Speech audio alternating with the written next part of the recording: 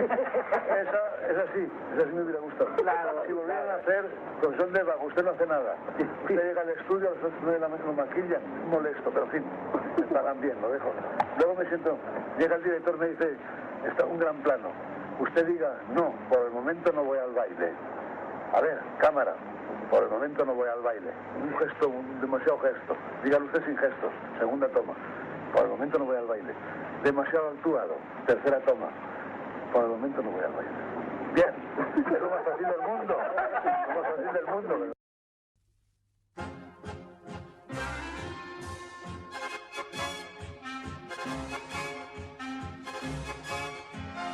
Born in 1900, Luis Bunuel was a renowned Spanish film director associated with the Surrealist movement of the 1920s, a movement that attempted to rebel against conventional notions of order and coherence in linear storytelling through creative and unique imagery and visual storytelling, editing, and other technical decisions.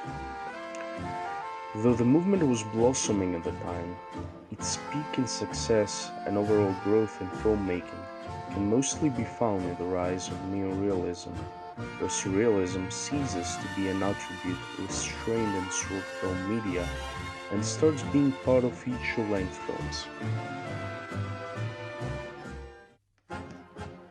Regardless, one of the most important and well-known shorts that came out of the 1920s, specifically in 1929, was by Bunuel himself with Un Chien Andalou, or Andalou Jungle.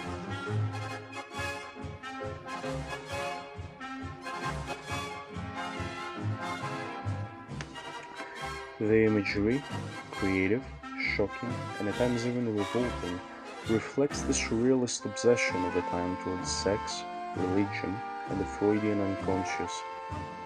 It's hard to analyze the film without a certain amount of knowledge towards psychology, since the imagery depicted, and the overall film, has a close affinity towards it.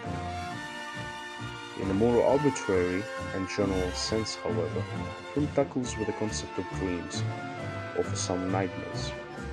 Surrealistic depictions of characters' dreams and regrets, how these affect the overall day-to-day routines and their interactions, delving into the unconscious while losing sight of the present, the pleasure-oriented desires of the characters, that provides insight towards ourselves and our restrictions and taboos towards these matters, some of the few statements that the film attempts to make.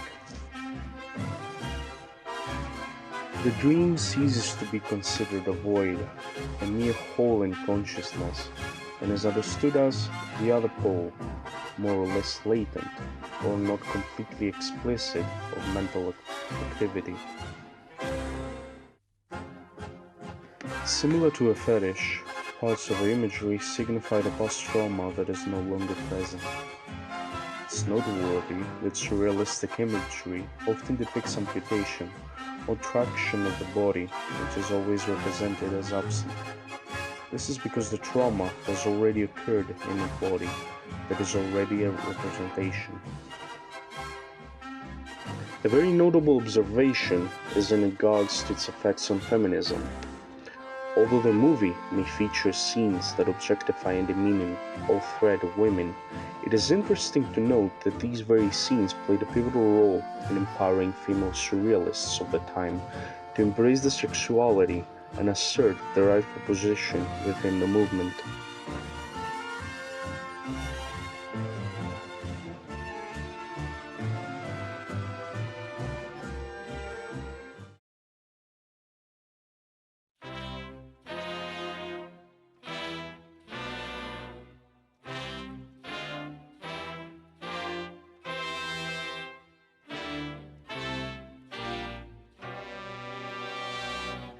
One simply cannot talk about this film without at least mentioning the other brain behind this masterpiece, Salvador Dali, one of surrealism's pioneers.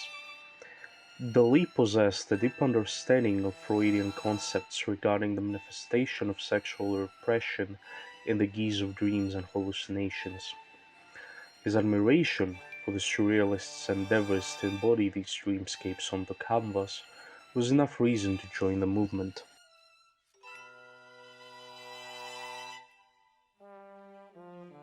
The essence of his overarching message, which is sustained in Anshan Andalou as well, is that our subconscious mind holds sway over our daily activities, holds greater influence than our material constructs of our conscious reality.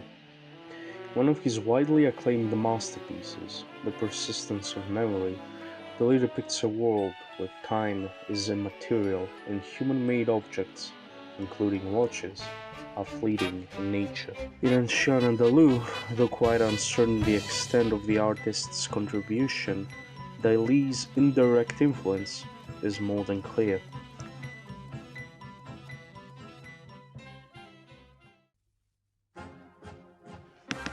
Ultimately, both names, Louis Bunuel and Salvador Dalí, are pivotal for the history of art and continue to inspire aspiring film directors and artists of all media, such as myself, even to this day.